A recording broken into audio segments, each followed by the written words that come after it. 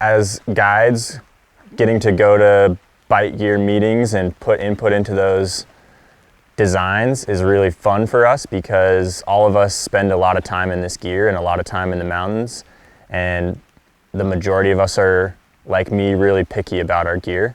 So to get to fine-tune that gear for us specifically is something that we don't get to do anywhere else.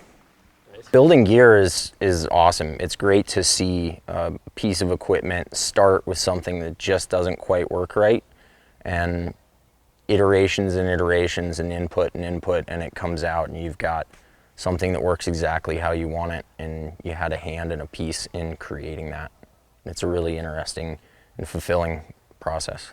With Bight Gear, I feel like the feedback that I have when I return from the field with a piece of equipment, I can immediately contact somebody at the company, fill out a form, and get my voice, my feedback actually heard by another human, and I know that that information is going to go into the mix and ideally, hopefully, be created or changed into a finished product that's a piece of gear that I'm going to want to wear for years.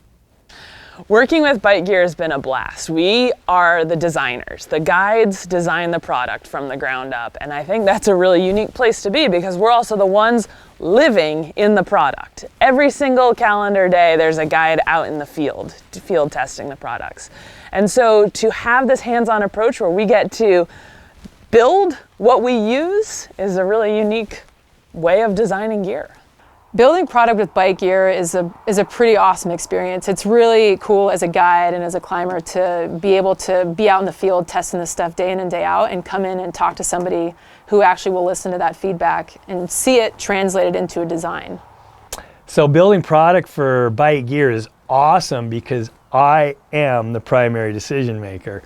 So that means that if we have wins, I can take full credit for them, but if we build product that sucks, I have to take full credit for it as well.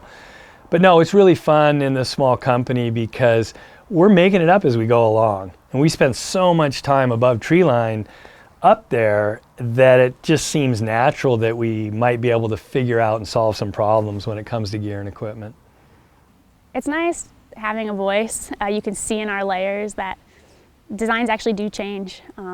If we want something or something that's important to guides, we see that in our layering. We see hoods on things, we see thumb holes in things that are really important to us as guides and as people who spend time in that alpine terrain. We see those changes actually in place.